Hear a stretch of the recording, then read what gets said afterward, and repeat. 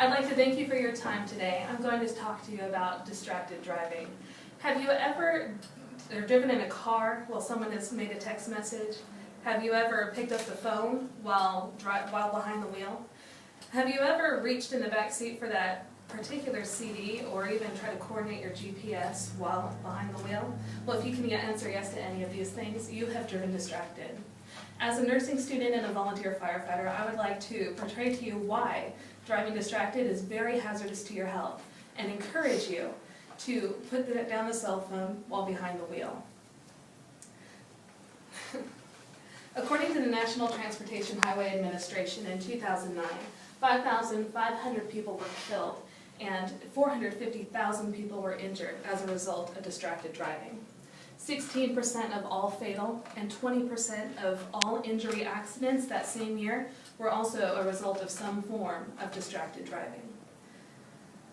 This is obviously an epidemic that needs to be stopped. According to researchers Mary Madden and Amanda Leonard, over 1 in 3 teenagers have been in a car where they have been put at risk by a distracted driver. This means that there's been a near miss, that they've almost gotten into an accident, they've almost really hurt themselves and their friends in the vehicle.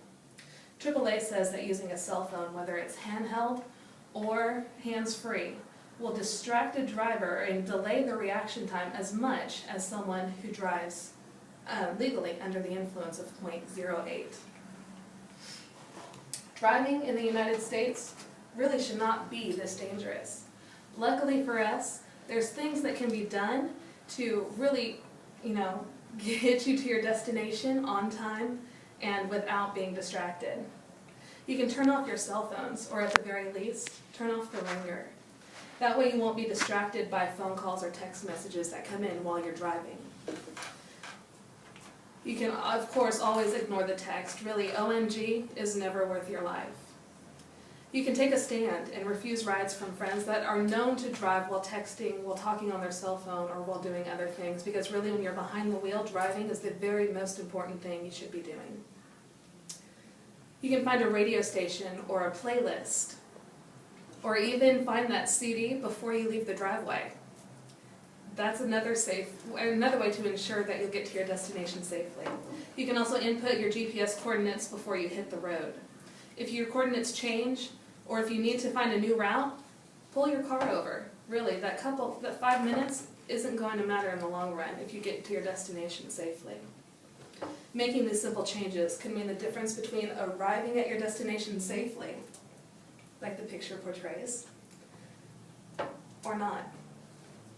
I've seen accidents that have been very similar to this. Every time you refuse to drive distracted, you are increasing the likelihood of arriving at your destination safely.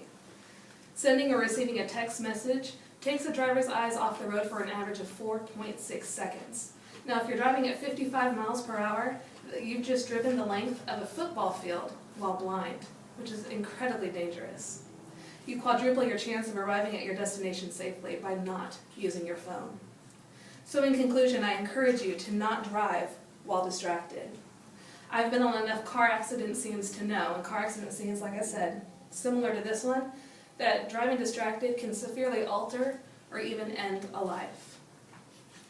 Turn off your phone, find music before you leave, and work your GPS before you leave the driveway. These are the easiest ways to ensure that you're going to get to your destination safely. The life you save may be your own. Thank you. Are there any questions?